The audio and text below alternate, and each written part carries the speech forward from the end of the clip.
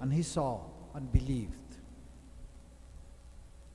This is the gospel of the Lord.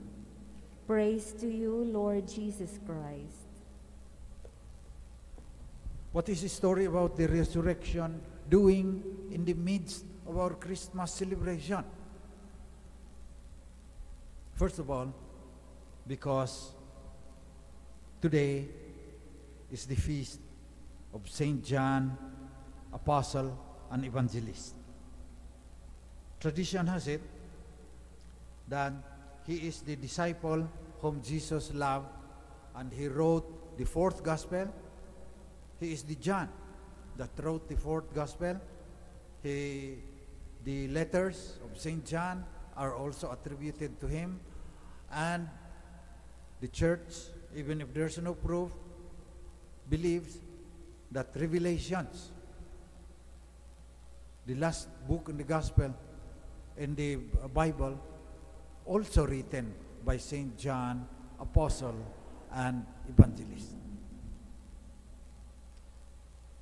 The second reason why the church chose the gospel is not only because it refers to Saint John, even if not by name, and also because Easter came first than Christmas. Of course, pinanganak si Jesus na una.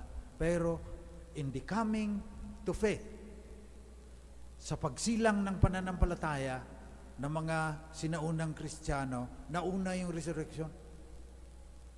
Pagkatapos, sabi nila, parang hindi naman natin masyadong kilala si Kristo, kaya ang tradisyon, in-interview ni Saint Luke, ang mahal na birhen, yan yung infancy narratives.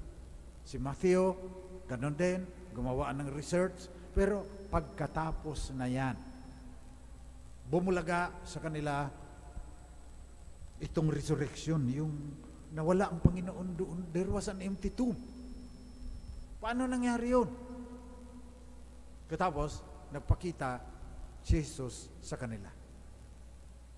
Kaya yung ating pananampalataya, na si Jesus na buhay na maguli, nakasalalay sa isang libingan na wala ng laman, at sa pagpapakita ni Jesus sa kaniyang mga alagad. Diyan nakasalalay ang ating pananampalataya. Pananampalataya yan eh. Walang pilitan yan eh. Hindi kagaya yan ng algebra algorithm. Pag sinulat yan, hindi ka na magkakalusot yan. Pero yung mga algorithm, yung algebra, yung integral at saka differential calculus,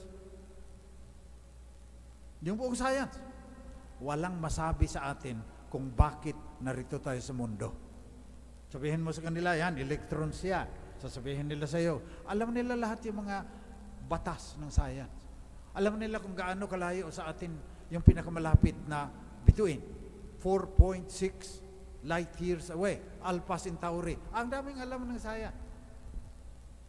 Hindi nila masasagot yung hinihiling ng ating puso. Pagkatapos kong mamatay, makikita ako pa kaya si nanay? Alam ko pa kaya na may mundo? O pagkatapos kong mamatay, parang in-off mo yung ilaw, wala ka na. Lalamunin ka ng kadiliman na walang katapusan. Ang science, walang masabi dyan. Ang politics, ang economics, walang masabi dyan. Pananampalataya yan, yun pinapaalaala sa atin ng simbahan. Nakasalalay ang ating pananampalataya sa mga tao na marupok. Kitaan ninyo lang ito si Peter. Nauna si Ron, pumasok si Ron. Batang-bata pa kasi si Saint John, kaya yung pinauna niyang matanda. At saka pinili ni Christ yun eh. Thou art Peter, and upon this rock I will build my church. Pero si Peter, 3 beses na itinatatwa, he denied Christ 3 times. Sa kanila, marurupok na mga tao, nakasalalay ang ating pananampalataya ngayon. Pero 2,000 taon na mahigit, narito pa rin tayo. Maraming mga tao, nagbibigay ng kanilang buhay. Kayo, nanonood sana kayo ng kung ano-ano doon, anong ginagawa ninyo, narito kayo, nagsisimba. At maraming nanonood sa atin. Bakit? Nananawala tayo doon sa mga taong marupok. At consistent lang ang Diyos. Dahil hindi rin tayo niya pinahagingan ng kidlat. Maniwala ka sa akin. Hindi tayo nililigalig ng Panginoon na may lindol at saka lang tayo maniniwala. Pinadalhan tayo ng isang sanggol. Napakarupok. Diyan nakasalalay ang ating kasagutan. Anong kahulugan ng mga bituin na yan? Anong kahulugan ng buhay ko? Sinasabi ng bata sa Bethlehem. Kaya hindi tayo magkamayaw sa ating kaligayahan dahil yung kanyang sinasabi sa kabila ng karupukan, sumasagot sa pinakamalalim na adhika ng bawat tao.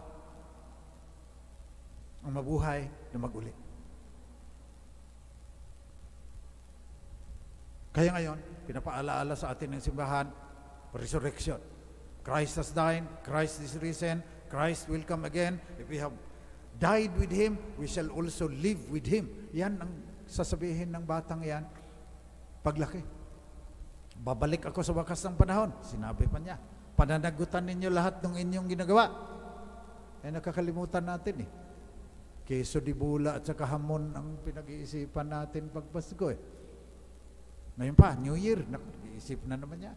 Magagalit na naman yan dahil ang daming tao sa mall, bumibili na naman yan ng kung anong yung mga lalaki. Black label ba? O blue label? O kung ano nang... nakalimutan natin. Sinasabi na si St. John na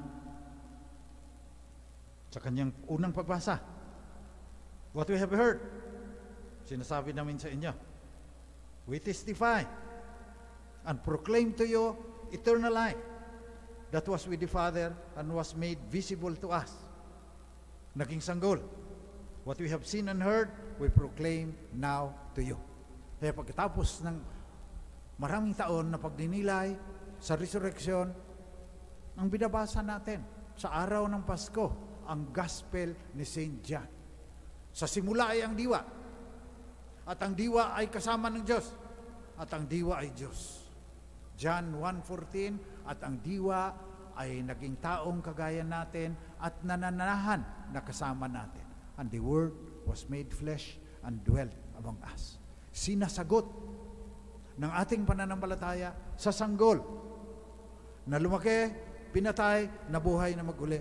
Sinasagot sa ating pananampalataya sa Kanya yung pinakamalalim na ninanais, yung minimithi ng ating puso. Kaya kayong mga kabataan, hindi naman kayo nakikinig sa akin eh. Magtatanong kayo ngayon, sapat na bang kahulugan ng buhay mo na hanggang 2:00 ng umaga naglalaro ka ng Mobile Legends?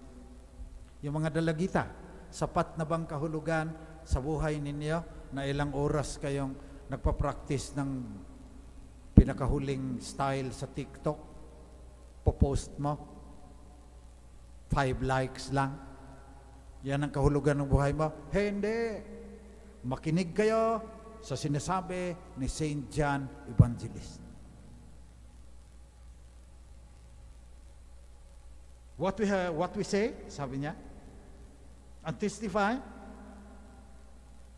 is eternal life that was with the Father and was made visible to us because the Word was made flesh and dwelt among us. Ngayong natatakot na naman tayo, baka mag-surge na naman ang COVID dahil nagsusurge na sa Europe at saka sa Amerika. Pati Thailand na walang COVID noon, tinatamaan. Magdasal tayo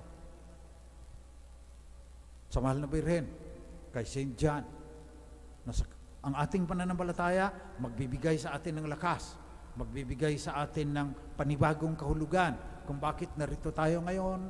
May COVID, may pagbagsak ng ekonomiya, andyan pa si Odette na dahil sa climate change at sabi ng mga scientists, dadami pa yung Odette, lalakas pa yung Odette dahil hindi tayo nakikinig sa ating pananampalataya na nagsasabi yung the Word was made everything was made through Him, and without Him was made nothing that has been made. Lahat ginawa para sa Kanya, sa pamamagitan niya. Siya ang may-ari lahat niyan. Akala natin atin itong mundo Tinabas natin lahat ng mga puno, binungkal natin sa sinapupunan ni Inang Daigdig na lahat yung mga mineral. Binubugahan natin ng usok na makamandag. Naghihirap tayo ngayon. Bakit? Yung implications ng ating pananampalataya sa banal na diwa na naging tao, isinilang sa Bethlehem, hindi natin sinasabuhay. Kaya ngayong darating na taon, sana magbago na tayo. Parang pessimistic ako doon. Sa tanda ko na, parang hindi tayo nagbabago Pagdaan ng bagyo, dasal tayo. Pag wala na, nakakalimutan na natin yung Panginoon. Tapon na naman tayo ng face mask kung saan-saan. Yung ating basura, sa kanal natin tinatapon at saka sa estero. Tigas ng puso natin. Pero we persist. Magpupursigi tayo sa ating pananampalataya. Manalangin tayo sa mahal na Birhen na iligtas tayo sa lahat ng kapahamakan sa tulong ng panalangin ni St. John, Apostle and Evangelist sa araw na ito.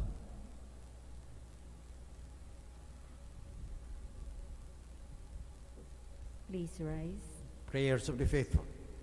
My sisters and brothers, St. John was called the beloved disciple because he was the faithful one, close to the heart of Christ. Let us pray to the incarnate God